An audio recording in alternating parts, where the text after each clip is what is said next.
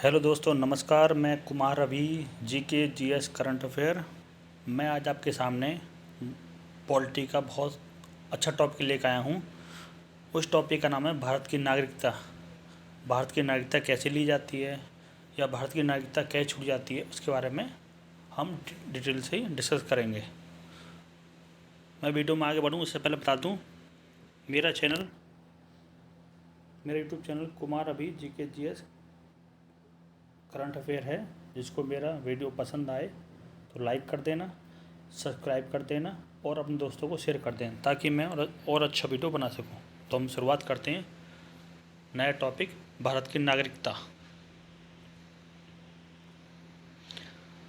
तो नागरिकता को हम कैसे समझते हैं, नागरिकता हम किसे कहते हैं? नागरिकता जो है किसी भी व्यक्ति की वह स्थिति है जिसे कानून के तहत एक संप्रभु राज्य या का कानूनी सदस्य होता है या राष्ट्र से सम्मिलित होने का वो देश मान्यता देता है। जो भारत में नागरिकता जो है, हमारे संविधान में इसका जो वर्णन है आर्टिकल 5 से आर्टिकल 11 के बीच में है। नागरिकता शब्द का अर्थ किसी भी राज्य की पूर्ण सदस्यता का आनंद लेना है, मतलब उस देश के आप सदस्य हो, ये बताता है। जिसमें एक नागरिक के पास नागरिक और राजनीतिक अधिकार मौजूद होते हैं जिस देश का वो नागरिक होता है। आगे चलते हैं, आर्टिकल की बात करते हैं। आर्टिकल 5 ये कहता है, यह अनुच्छेद संविधान के प्रारंभ यानी जिस दिन हमारा संविधान लागू हुआ था 26 जनवरी 1950 में लोगों के नागरिकता के बारे में बताता है। वो कहता है, नागरिकता उन व्यक्तियों को प्रदान की जाती है जिनका रहने का स्थान भारतीय क्षेत्र में है या जिनका जन्म भारतीय क्षेत्र में हुआ है या उनके माता पिता में से किसी एक का जन्म भारतीय क्षेत्र में हुआ हो या संविधान लागू होने से ठीक पहले कम से कम 5 वर्ष तक भारत का निवासी रहा हो। ये आर्टिकल 5 कहता है। अगला आर्टिकल चलते हैं। अगला आर्टिकल है आर्टिकल 6। आर्टिकल 6 कहता है, जो पाकिस्तान से प्रवासी आते हैं उनके लिए नागरिकता लेने का प्रावधान क्या होता है। तो ये कहता है, कोई भी व्यक्ति जो पाकिस्तान से आया हो, संविधान के प्रारंभ होने के समय भारत का नागरिक होगा यदि उनके या उनके माता पिता या उनके दादा दादी में से किसी का जन्म भारत में हुआ था, जैसा कि भारत सरकार अधिनियम 1935 में बताया गया है।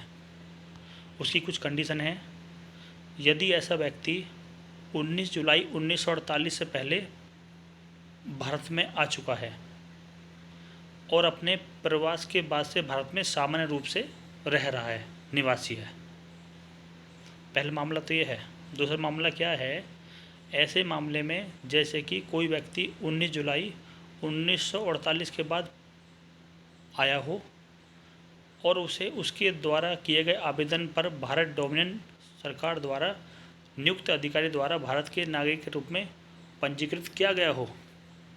संविधान के प्रारंभ से पहले एक अधिकारी बशर्ते किसी व्यक्ति को तब तक पंजीकृत नहीं किया जाएगा जब तक कि वह अपने आवेदन की तारीख से ठीक पहले कम से कम 6 महीने तक भारत में निवासी ना रहा हो।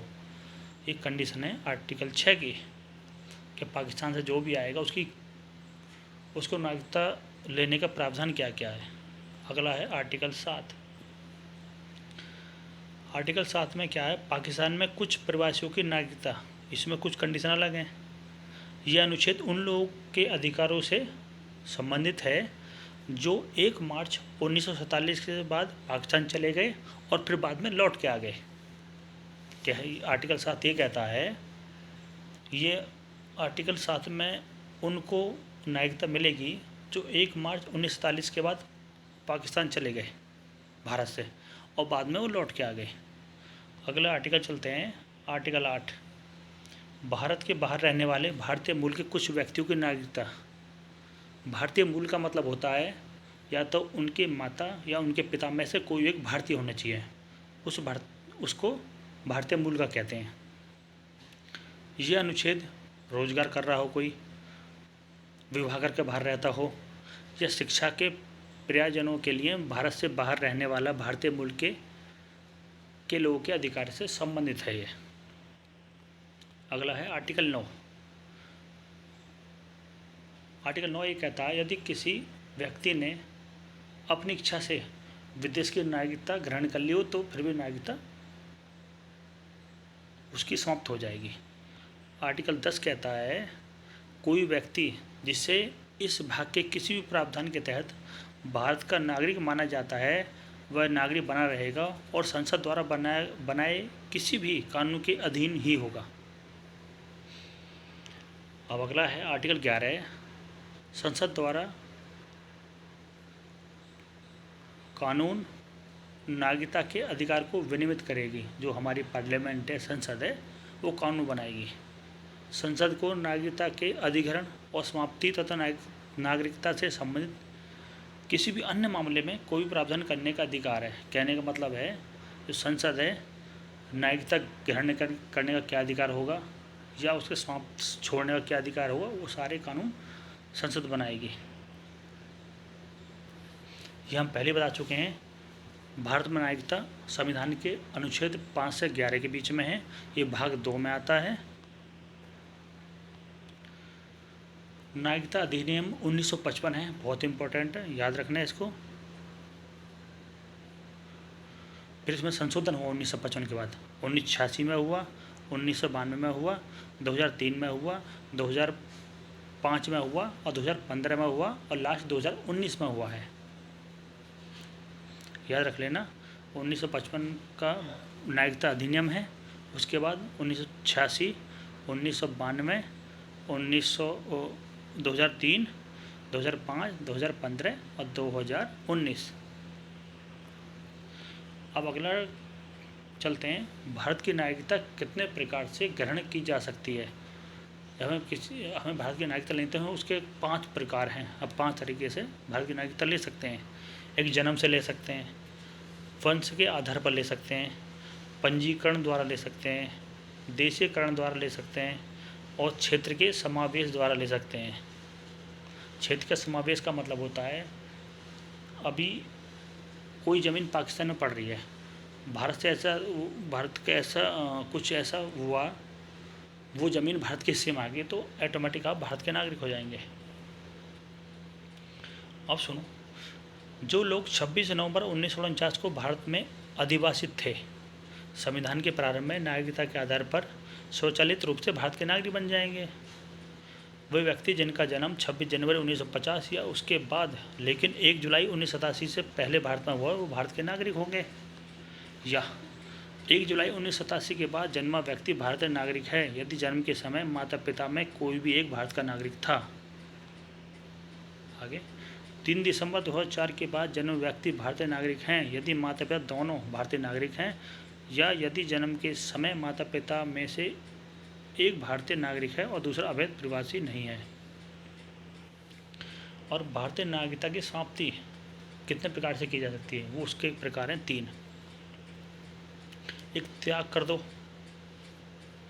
यदि भारत का कोई नागरिक है, वो अपने दूसरे देश की नागरिकता ले लेता है तो ऐसे वो त्याग कर देता है।